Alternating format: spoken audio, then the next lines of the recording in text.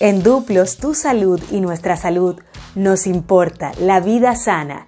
Y es por esto que en estos tiempos de pandemia, donde nuestra salud mental y física se ha visto tan comprometida y tenemos tantas inquietudes, reviviremos los mejores momentos de nuestra conversación con Alexandra Vidal, psicóloga clínica y comunicadora especialista en el tema.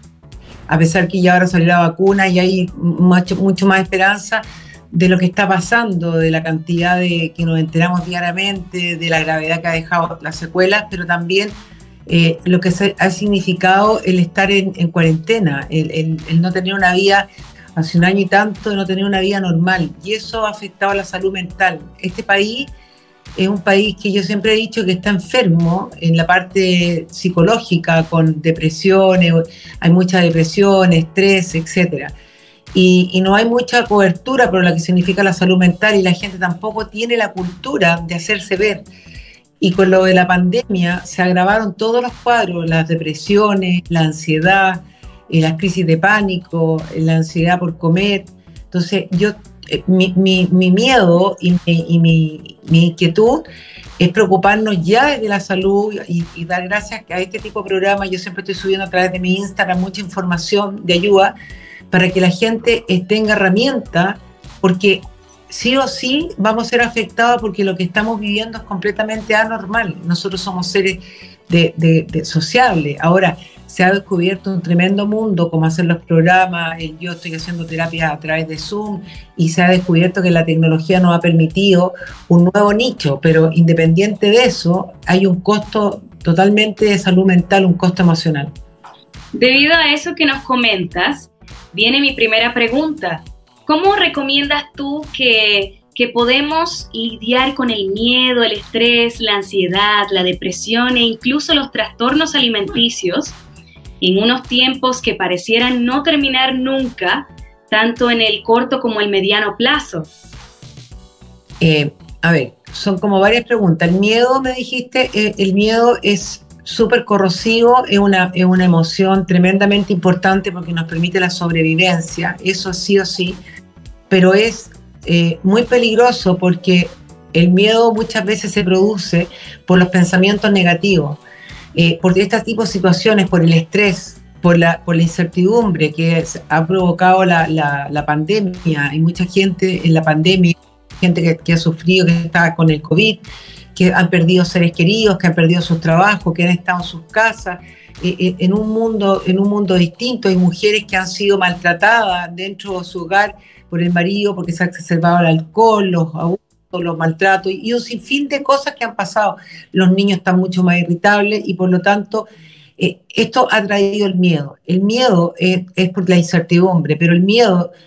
es tremendamente importante escuchar esto que voy a decir, que si nosotros no manejamos el miedo, nuestro cerebro no sabe diferenciar entre un miedo real versus un miedo no real. Por lo tanto, cuando nosotros sentimos miedo, el cerebro se prepara para activarse y activa, porque acá está toda la parte que es como la mesa de control, y controla todo nuestro cuerpo para que se activen los movimientos y todo. Entonces empiezan síntomas. La sangre empieza a fluir más rápido, el corazón empieza a bombear, los músculos se rigidizan, a lo que la persona que tiene miedo lo malinterpreta, que está frente a un infarto al corazón, y entonces provoca una crisis de pánico. Y por esa razón nosotros tenemos que manejar el miedo. ¿Y cómo se maneja el miedo? A través de los pensamientos. Si yo estoy en el aquí y en el ahora, en este preciso momento, en el presente, que es lo único real, y confronto ese miedo, pensando que si ese pensamiento, generalmente, Nicole, el pensamiento es para mañana. Entonces, cuando lo confronto, me doy cuenta que ahora no está pasando y me tranquilizo. Eso es por parte del miedo. La ansiedad viene producto lo mismo, del mismo miedo, de esa misma emoción se genera ansiedad. ¿Qué es lo que genera la ansiedad? Una serie de cuadros psicológicos, como por ejemplo, puede provocar una ansiedad profunda, una crisis de pánico, ansiedad por comer, porque la persona tiene un malestar emocional y no sabe cómo manejarlo porque no tiene la herramienta. Entonces, ¿qué es lo que hace? Como no sabe cómo manejarlo y quiere sacar la emoción, lucha contra esa emoción. Y al luchar contra esa emoción, entonces le provoca ansiedad, la cual canaliza a través de, por ejemplo, del alcohol, de las compras o de la comida. que son cosas exógenas, o simplemente personas que se cortan para provocar dolor físico. Entonces, la ansiedad también es muy destructiva. ¿Cómo lo podemos canalizar? Detectando la emoción, anotando las emociones, qué emoción estoy sintiendo, miedo o angustia, por qué tengo angustia, la emoción que tú sientes. Luego, nunca hay que ir en contra de la emoción, por el contrario, uno tiene que sentir la emoción y saber y tener la seguridad que la emoción, así como llega, se va. Todos tenemos emociones durante el día, positivas o negativas. Depende de cómo uno resuelva, de las herramientas internas que uno tenga, va a ser cómo uno va a enfrentar esa emoción. Las personas que son más miedosas, las personas que significan todo como catastrófico negativamente, va a ser una emoción muy destructiva. Entonces, develamos la emoción, la notamos. Luego sentimos, nos concentramos en nuestro cuerpo, ubicamos dónde está la emoción. Y desde ahí pensamos que la emoción la colocamos, imaginamos que la colocamos en una tabla de surf y que el mar la trae, viene, respiramos y se va. Como una ola, la surfeamos, va y viene, porque si no vamos en contra y va y se va. La dejamos nunca cerca nuestro, sino que al medio del mar y la observamos. ¿Qué emociones, como te decía anteriormente, qué colorido tiene? Explicar bien lo que significa esa emoción y va a desaparecer. Y tú me preguntaste otra cosa, me preguntaste el miedo, la ansiedad, la depresión. Y los trastornos alimenticios. Los trastornos alimenticios vienen provocados, ahora yo he visto que en la pandemia, en personas que ya tenían problemas, que eran más débiles con el tema del peso, y lo que hay detrás de ese tema del peso es un tema de autoestima. Entonces, como se le exacerbó un comer emocional por el encierro, etcétera, empezaron a caer en un círculo vicioso. Estoy comiendo más de la cuenta, estoy gorda, distorsionando y haciendo un trastorno alimenticio. Entonces, ¿qué es lo que tenemos que hacer? Manejar el comer emocional. No podemos caer en un trastorno alimenticio. Yo quisiera explicar que las personas que caen en un trastorno alimenticio están cerca de una autodestrucción y que incluso pueden encontrar la muerte, porque una paciente anoréxica empieza a tener sistémicamente una serie de problemáticas. Se le corta la menstruación, baja de peso, empieza a durar mucho menos la oxigenación, empieza a afectar la parte cardíaca. Entonces, no lleguen a esos casos, sino que controle las emociones. Definir cuándo un comer emocional versus un comer fisiológico.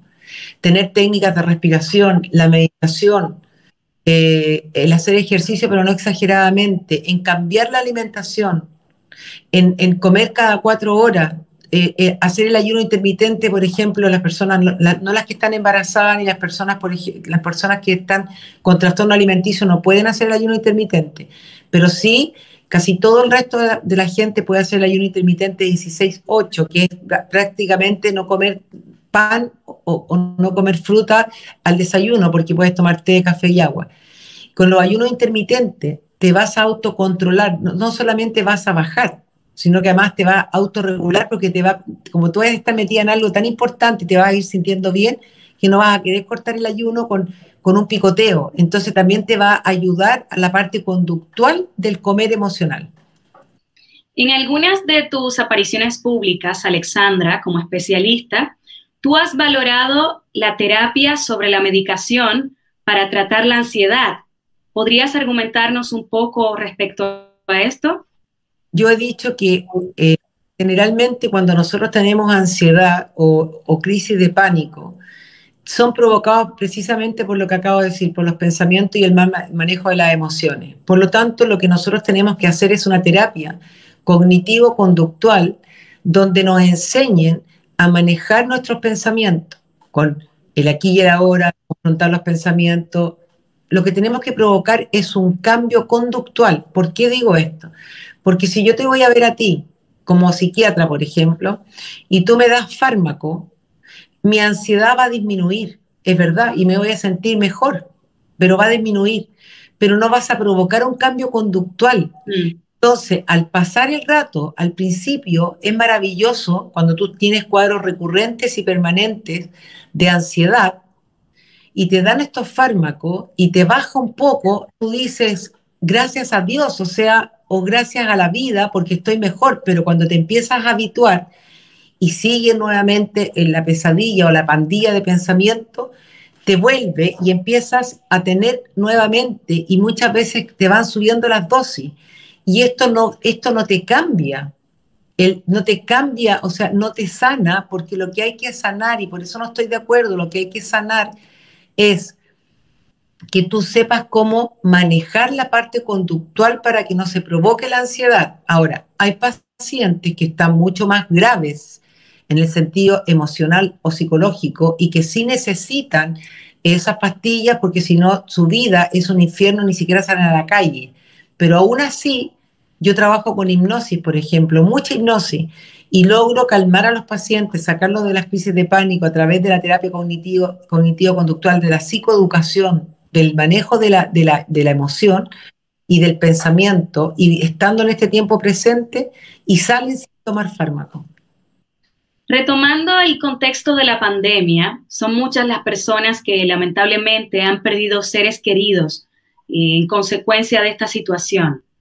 ¿Qué recomiendas tú que pueden esas personas trabajar, llevar a cabo para de alguna manera superar o reponerse ante estas pérdidas?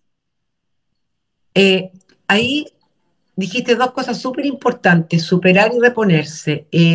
Lo más importante es vivir el duelo, exacerbar las emociones, sentir la pérdida, porque es una pérdida. Porque si tapamos eso y tratamos de no conectarnos con las emociones, en algún momento se va a gatillar y se va a hacer un duelo patológico. Entonces, ¿qué es lo que recomiendo? Si tiene pena, obviamente que va a tener pena porque una persona murió de COVID, cuesta mucho entender, o sea, nos cuesta mucho soltar a nuestros seres queridos cuando se mueren de enfermedades, en accidentes. Es difícil la muerte porque no se habla de la muerte, pero sobre todo que se vayan por COVID. Entonces es una pérdida, además con un funeral, con todo se complica. Entonces, ¿qué es lo que tiene que hacer? Entender y comprender y validarse que su pena es real porque perdió un ser querido. Pero tratar de pensar también en sí mismo, sacar las emociones, pero pensar en sí misma o en sí mismo, de que no saca nada con ir en contra de esto y que se va a enfermar. Y ya tenemos hoy día a nuestra espalda un estrés, una vivencia displacentera durante un año y tanto con el COVID, con todo este tema. Entonces, tratar de hacer cosas, de exacerbar, ponte tú, las cosas que le gusta hacer de manualidad, de pedirle ayuda a la gente, a los amigos cercanos, hacerse una terapia, ocuparse, manejo de pensamiento, todas esas cosas, hacerlas bien, hacer un duelo bien hecho para que no tenga un duelo patológico, pero sacar la pena, pero seguir moviéndose, porque hay personas que tienen la tendencia a quedarse en la cama, y yo creo que el tema del duelo es profundo, porque como la persona que se pierde ya no se va a ver, si nosotros, bueno, yo perdí a mi mamá, yo pensé, voy a contar, hace 2 años, yo lo que me mantuvo de pie y parada y fuerte fue pensar que si yo me dejaba llevar por la pena, podía caer en un pozo profundo de emoción negativa y no iba a ver a mi mamá y podía caer en una desesperación y no la iba a encontrar porque ya no está. Entonces, tuve siempre presente que a ese pozo no me lo iba a permitir y eso me ayudó como pulsión de vida y me mantuvo acá.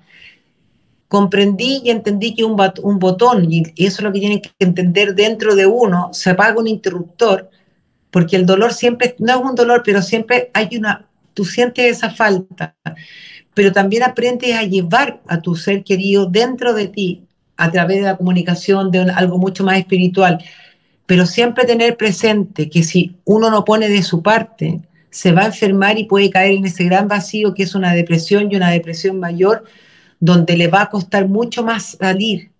Y bajo ese contexto, si lo tenemos presente, podemos hacer nuestro duelo más saludable. Llorar, pero también seguir operativo, pedir ayuda, hacer ejercicio, cuidarse en la alimentación, no permitirse caer en una adicción para tapar el dolor, etcétera. Eso. Sin duda es muy complejo reponerse a una pérdida, pero con todo esto que nos cuentas como especialista, de alguna manera se puede, poco a poco, trabajando en esos aspectos físicos, mentales. Tú mencionaste hace un ratito el concepto comer emocional. Para quienes no están familiarizados con este concepto, ¿en qué consiste? El comer emocional tiene que ver, no es con el comer fisiológico. Comer fisiológico me refiero que es que nosotros debemos comer cada 3 o cada 4 horas, que podemos comer dentro de los rangos de lo que nos gusta, la comida que es normal, la acepta, no es como puedo esperar. Si tú te demoras 15 minutos más en servirme el almuerzo, yo puedo esperar. Sin embargo, el comer emocional es un comer que se gatilla bajo la emoción. Por ejemplo, tengo un pensamiento negativo, inmediatamente se me gatilla una emoción negativa que es ansiedad. Y esa ansiedad me provoca un síntoma negativo y que ese síntoma negativo sería hambre. Y una conducta negativa que es comer. Ese es, digo negativo porque es un comer emocional. Es cuando mi comer no tiene que ver con lo fisiológico, sino que se activa cuando tengo una emoción negativa. Una emoción negativa es una emoción dolorosa, tristeza, miedo. Entonces, ¿qué es lo que hago? ¿Cómo? La diferencia, para diferenciar de un comer fisiológico, es que el comer emocional es que tengo que comer ahora. No es comer cualquier cosa, es comida chatarra, chocolate, fritura, etc. Eh, es comer y sentir culpa. Con el comer fisiológico tú nunca sientes culpa. Entonces, lo que hay que hacer y tomar conciencia es que las personas hoy día han subido de peso porque como están con una emocionalidad, con miedo, con incertidumbre, con estrés por el COVID, porque han perdido el trabajo, porque están en cuarentena, ¿qué es lo que hacen?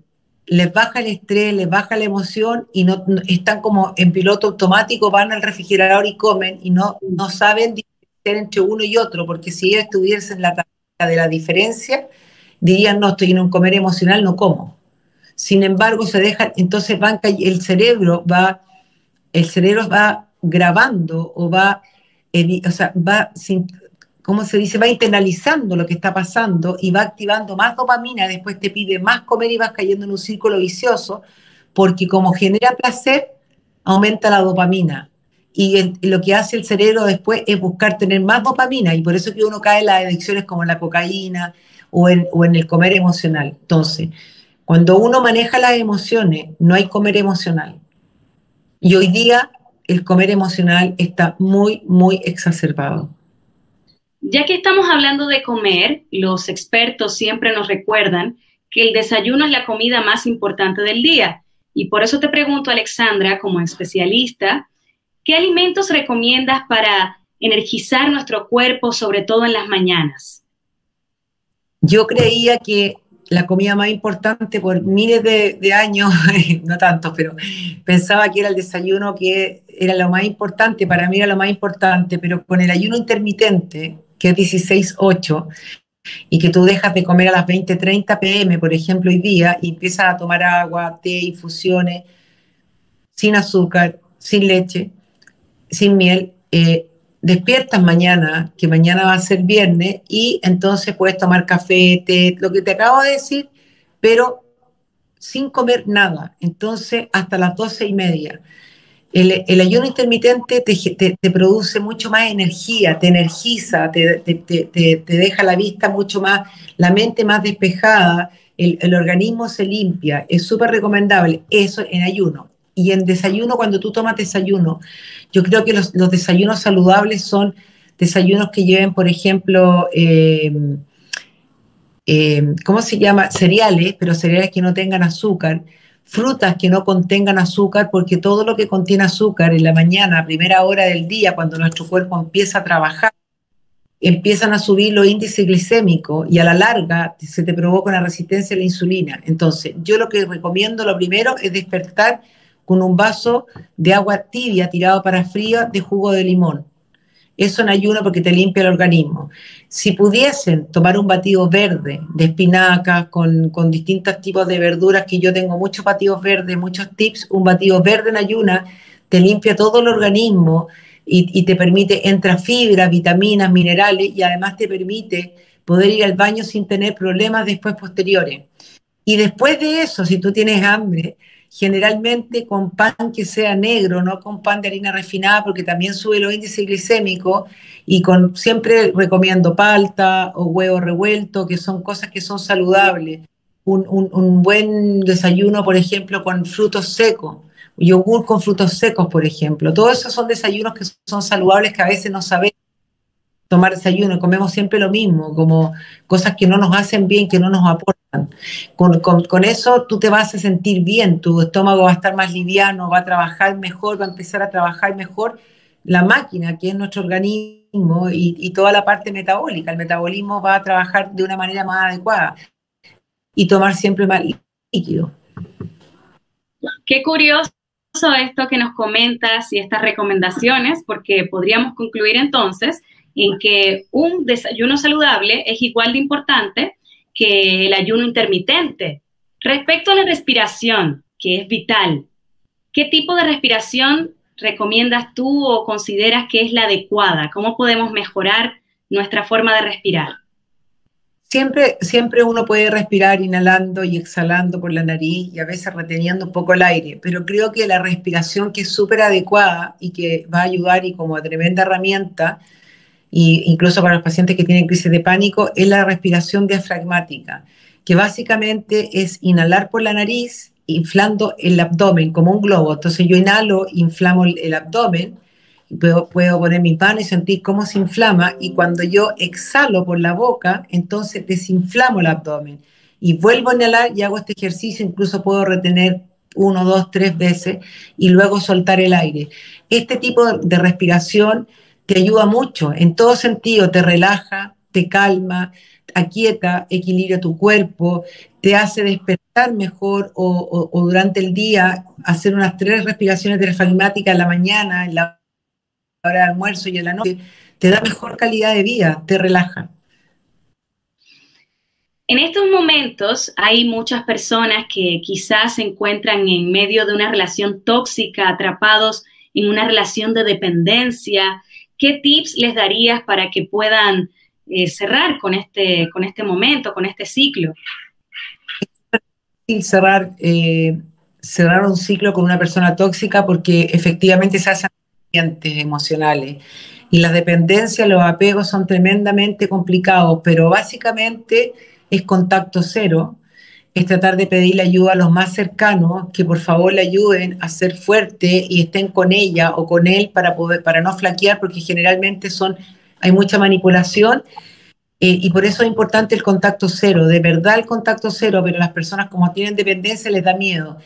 Y trabajar la autoestima, o sea, la autoestima es lo más importante para poder salir de una relación tóxica, porque la persona que está en esa relación se ha abandonado completamente por el otro, se ha apegado al otro, tiene esa dependencia y por lo tanto se ha abandonado, y al abandonarse no ha perdido la autoestima, la otra persona la manipula, la usa, le destruye su autoestima. Entonces cuando empieza nuevamente a soltar a esta persona, entrar a la casa interna y conectarse consigo misma o consigo mismo, viendo sus recursos y empezando a amarse, porque está tan desvalido, está tan abandonado, está tan desolado, que necesita mucha compasión, mucho amor, pero no amor de la gente que está afuera, sino que de uno mismo.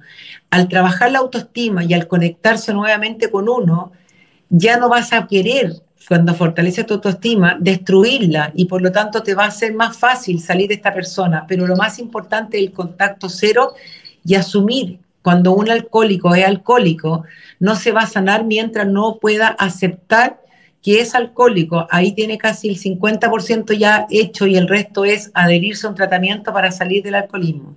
Lo mismo en la relación tóxica. Los ataques de pánico los has estado mencionando en varias ocasiones a lo largo de esta conversación, y tu taller de crisis de pánico. ¿Cómo trabajas tú desde tu taller esta reacción tan inesperada y tan angustiante del cuerpo y la mente, que resulta ser más común y más normal de lo que la gente piensa? Con lo que te había explicado al principio cuando partimos el programa, enseñando lo que significa una crisis de pánico, que viene porque normalmente las crisis de pánico aparecen inesperadamente en momentos, muchas veces en la noche, y vienen porque la persona está sufriendo de estrés, tiene una serie de problemas, ha enfrentado un duelo, cambio de carrera, cambio de ciudad, una pérdida de una pareja, pérdida de trabajo, bueno, un sinfín de cosas. Entonces, como que explota. Y cuando pasa eso, generalmente en esa explosión que digo yo, que no es como metafóricamente, pasa a generar un síntoma, por ejemplo, una taquicardia. Y el paciente que está sufriendo la crisis de pánico en ese minuto, esa taquicardia, hace una mala interpretación, estoy frente a un infarto al corazón. Y al pensar en que está frente a un infarto al corazón, siente miedo. Y al sentir miedo, entonces nuestro cerebro, como no sabe diferenciar entre un miedo real y un miedo no real, activa todo el sistema nervioso autónomo para preparar a la persona para salvarse del depredador. Pero aquí no existe el depredador. Y ahí es cuando se cae en esta crisis de pánico. Entonces, ¿qué es lo que hay que hacer? Yo estaba buscando, porque justo hoy día, no es que quisiera estar preparada, pero pero lo dejé. Pero no importa. Lo que hay que hacer es inhalar y exhalar profundamente, pero lo que más va a ayudar es un cambucho de papel, lo dejé abajo, es un cambucho de papel de estos cafés chicos, respirar dentro del cambucho de papel, o sea, con la nariz y la boca, y respirar así como, porque la única manera de calmar, de apaciguar el flujo sanguíneo que empieza a funcionar más rápido, es lo que provoca la taquicardia y caemos en un círculo vicioso. Al respirar dentro del cambucho, esto se calma, se aquieta y se estabiliza.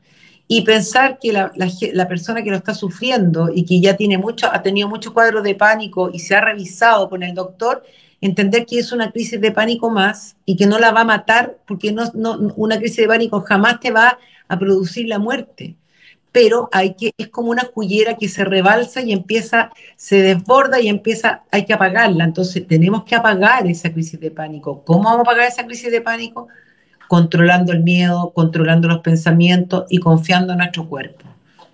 Ya que estamos hablando de pensamientos y pensamientos negativos sobre todo, ¿cómo luchamos contra ese no puedo o esos depredadores emocionales?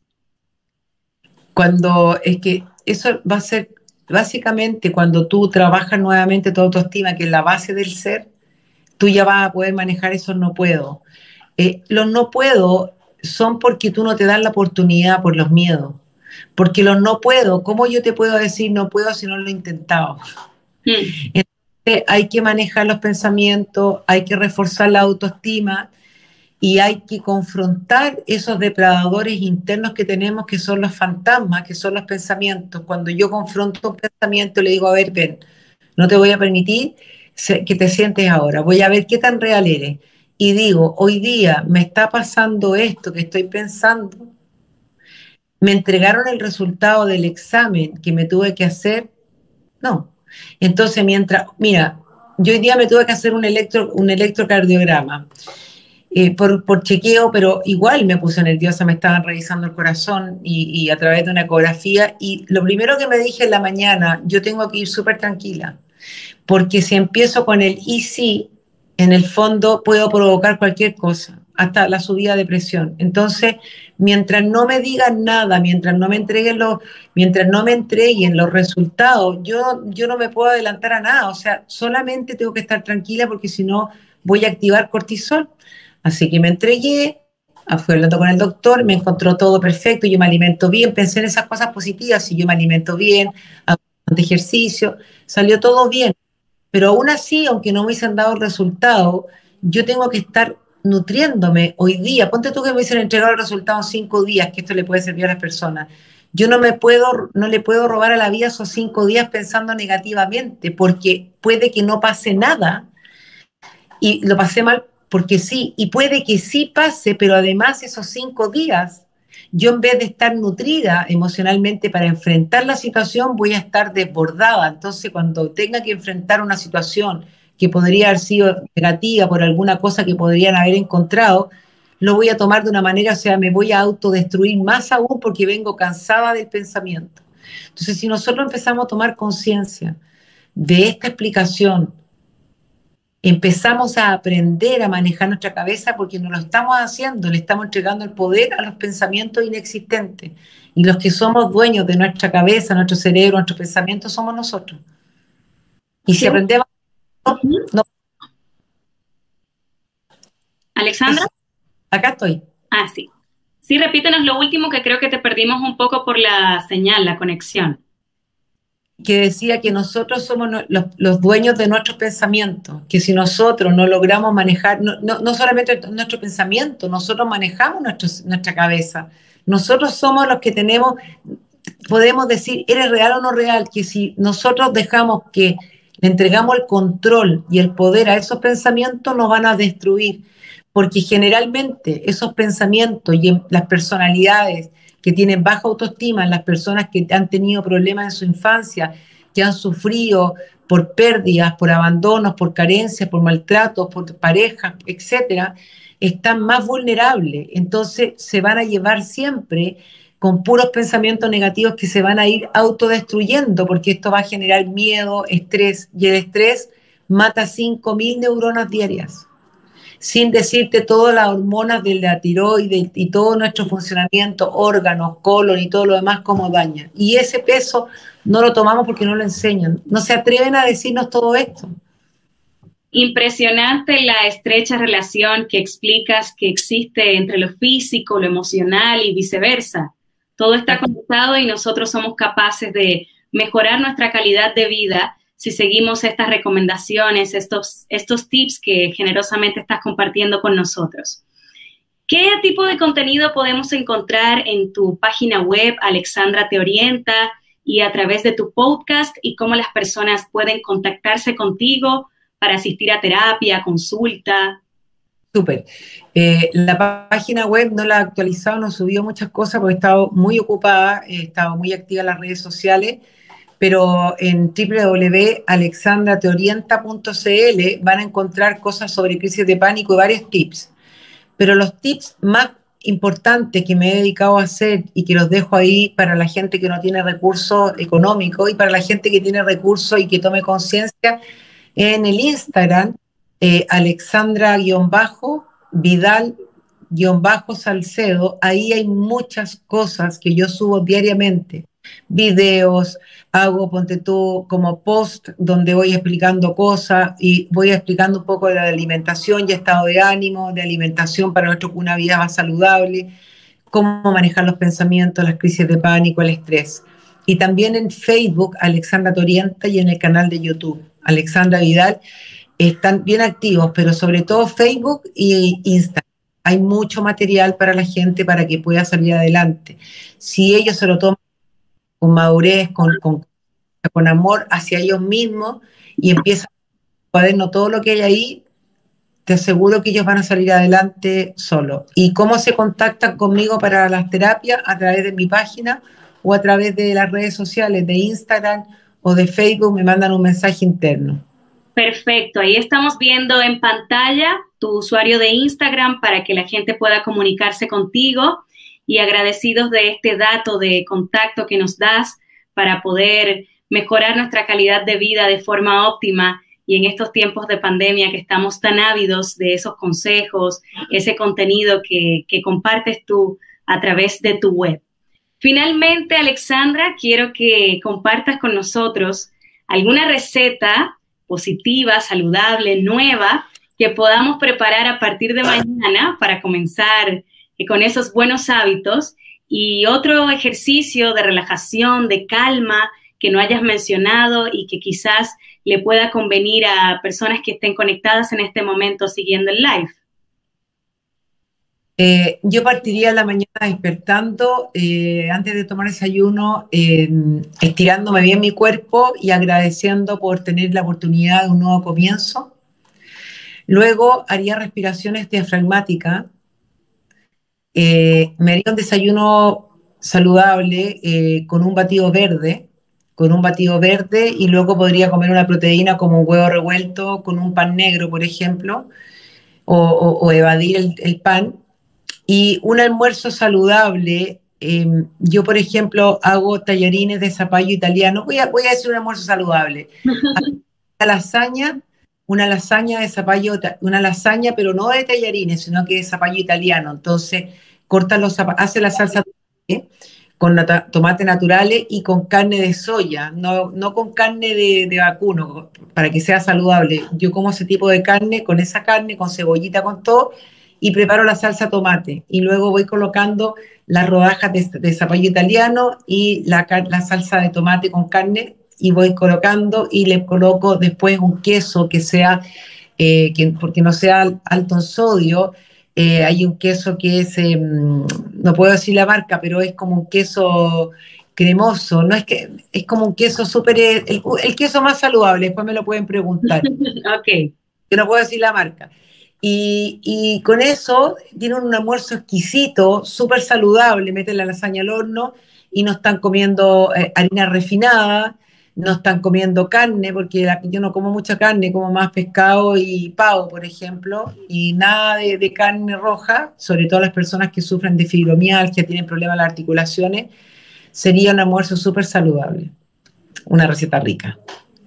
Muchas gracias, Alexandra Vidal, por estos tips tan oportunos para mejorar nuestra salud, tanto física como mental. Recordamos que pueden seguir a Alexandra en Instagram y también su contenido a través de la página web Alexandra Te Orienta. Estaremos ahí siguiéndote, siguiendo esas ricas recetas y saludables como la que nos acabas de compartir al público, y esos ejercicios para mejorar, calmar la ansiedad, la depresión, el estrés. Gracias por conectarte con nosotros, Alexandra, y será hasta una próxima oportunidad. Muchas gracias. Y será hasta una próxima oportunidad, y por hablar de estos temas que ayudan a tantas personas. Un agrado. Gracias a ti por conectarte, y seguiremos abordando temas de vida sana, de vida saludable, porque como dices tú, son muy necesarios. Exactamente. Que estés muy bien. Hasta Gracias. luego. Gracias por conectar con Duplos.